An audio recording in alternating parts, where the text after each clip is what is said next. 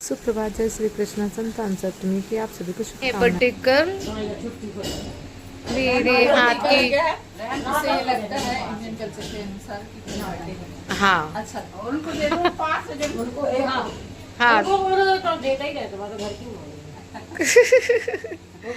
वो तो हम लेते ही रहते कहना श्वेता बोल रही थी भाई को पैसे भाई का देने बात खुदाई कमाती है नहीं लेकिन आपको जरूर है तो खुदाई कमाते हैं आशीर्वाद कहता है। रंजवान का जी को लाना लोगों की लाइन लगी है बर्थडे विश करने वालों की। राधे राधे आंटी। आशीर्वाद खूब अच्छा लगो तो आने घर गए तो खूब अच्छा। सप्तमी मम्मी बना रही हैं पुए, भगवान को लगेगा भोग। संतान सप्तमी की हार्दिक शुभकामनाएं। उठो उठो, हम बना दें। तो शुद्ध घी में सेकते हैं ये। कई लोग इन्हें मीठी पुए भी कहते हैं, मीठी पूड़ी कहते कई लोग भाई, लेकिन हम लोगों के यहाँ तो पुआ कहती हैं मम्मी। और जब सीखते हैं शुद्ध घी में तो वाह, बहुत टेस्टी खुशबू आती है। इनकी भी बहुत अच्छी खुशबू आ रही है।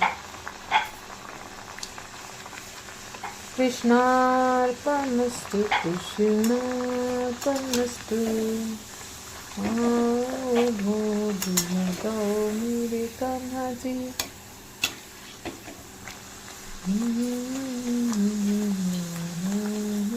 कान्हा जी।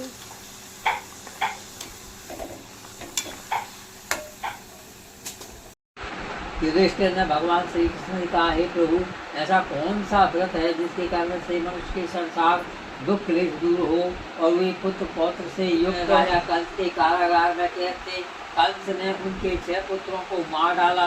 तब लोमस ऋषि उनसे मिलने कारागार में गए। ऋषि को आया हुआ देखकर दोनों बहुत प्रसन्न हुए। लोमस ऋषि बोले, हे देवकी, मैं जानता हूँ कि तुम्हारा मन बहुत दुखी है। दुराचारी कंस ने तुम्हारे 6 पुत्र मार डाले और इस व्रत का विधान विस्तार से बताएं जिससे मैं इस दुख से छुटकारा पा सकूं। लोमस ऋषि ने कहा, राजा नहुषु का नाम भद्रमुखी था, वह भी अत्यंत रूपवती थी। रानी ब्राह्मणी दोनों में बहुत प्रेम था। एक दिन दोनों सखियां सरयू नदी में स्नान करने हेतु वहाँ अनेक स्त्रियां सरयू नदी में स्नान कर निर्मल वस्त्र पहनकर सप्तमी का व्रत कर रहे हैं। ये हमने श्री शिव पार्वती जी का पूजन चंदन अक्षत आदि से षोडशोपचार विधि से किया है। यह थी कि कामदेव की पत्नी रति भी उसके सामने ले जाती थी। उसके अत्यंत सुंदर कर्मनिष्ठ सुशील स्वभाव वाले चंद्रमा के समान धर्मवीर और सर्वगुण संपन्न 8 पुत्र हुए। यह सब संतान सप्तमी के व्रत का ही फल है, इसलिए उसको कोई पुत्र ही नहीं हुआ। रानी और ब्राह्मण में भेदभाव पहले जन्म की तरह हुई तो उसको एक गूंगा बहरा बुद्धिहीन पुत्र हुआ जो 9 वर्ष की आयु में इस संसार को छोड़कर चला गया। अब तो रानी पुत्र शोक में अत्यंत दुखी रहने लगी। एक दिन भूषण देवी रानी के घर अपने सभी पुत्रों को लेकर पहुंच गई।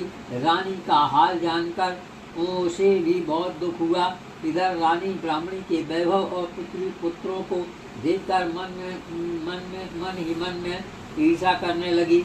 छोड़ दिए। रानी ने उससे कहा कि मैंने तेरे पुत्रों को मारने के लिए उनको विष युक्त लड्डू खिलाए। व्रत दान पुण्य व्रत किया है जिसकी वजह से तेरा एक भी पुत्र नहीं मरा और तू नित्य नए नए सुख भोग रही है।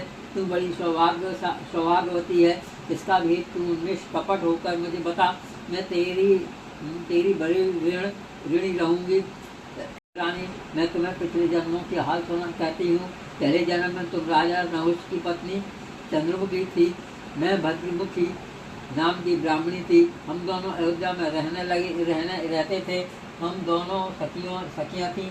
एक दिन हम सरयू नदी में स्नान करने के लिए गई तो वहाँ पर दूसरी स्त्रियों का संतान अपनी व्रत और भगवान शिव पार्वती का पूजन करते देख हम दोनों ने भी है व्रत करने का संकल्प लिया। तुम तो राजमद में सब भूल गई और व्रत संकल्प पूरा न करने का दोष तुम्हें लगा, इसी दोष का फल तुम आज भी भोग रही हो।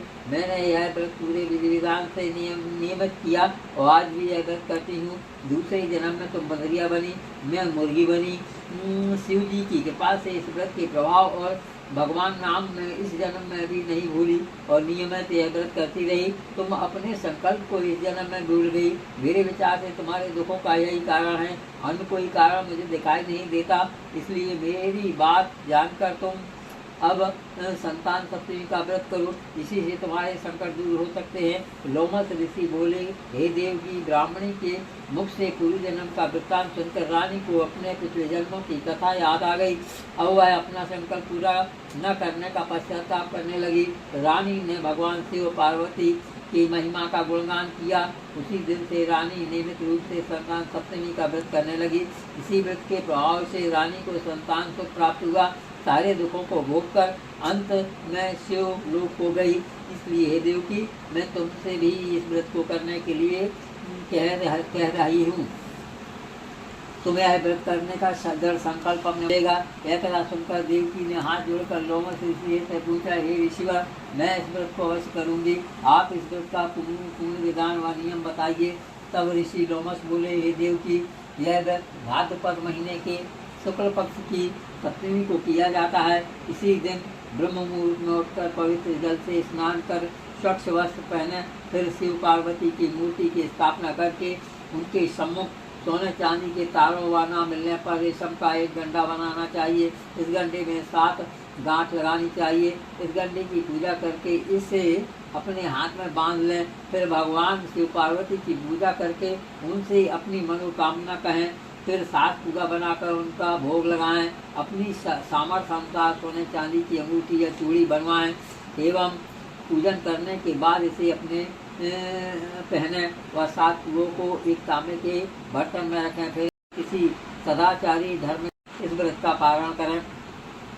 इसके बाद भी प्रत्येक महीने की शुक्ल पक्ष की सप्तमी को नियम पूर्वक यह व्रत करना चाहिए। इस प्रकार नियमित यह व्रत करने से सारे पाप नष्ट हो जाते हैं, सौभाग्यशाली संतान का जन्म होता है और मृत्यु के पश्चात शिवलोक की प्राप्ति होती है। हे देव की, मैंने तुम्हें इस व्रत का संपूर्ण पूजन विधि सहित बता दिया। अब तुम इसे नियम से करो, इससे तुम्हें संतान सुख की प्राप्ति हो। इतनी कथा कहकर लोमस ऋषि वहाँ से चले गए। ऋषि के कहे अनुसार माता देवकी ने यह व्रत किया। इस व्रत के प्रभाव से श्री कृष्ण जन्म हुआ। यह व्रत स्त्रियों पुरुषों के लिए भी समान रूप से कल्याणकारी है। यह सुख मिलने के साथ ही उसके सारे पापों का नाश भी हो जाता है। इस व्रत का प्रचार करने हेतु इस पुस्तक के जय बोलो कृष्ण कन्हैया लाल की जय।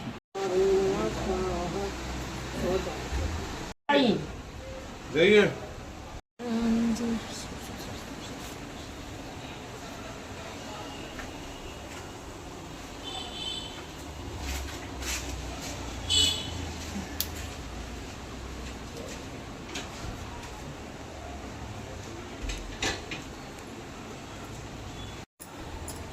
करती तो पाप होता।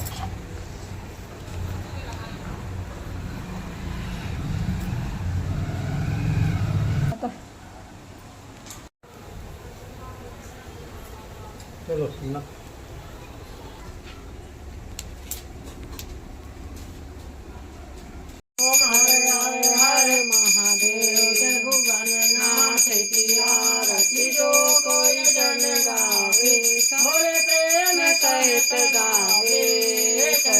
शिवानंद स्वामी जपत हरि हर स्वामी मनवांछित फल पावे। ओम हर हर हर महादेव। कर्पूर गौरम करुणावतारम संसार सारम भुजगेन्द्रिहारम सदा वसंतम हृदये भवम भवानी शतम नमामि। मंदारमाला गुलतालिकाये कपालमालां शिशिराय दिगंबराय च दिगंबराय नमः शिवाय च नमः शिवाय। तुम्ही माता च पिता तुम्ही हो, त्वमेव बंधु च सखा तुम्ही हो, तुम्ही विद्या च बलं तुम्ही हो, त्वमेव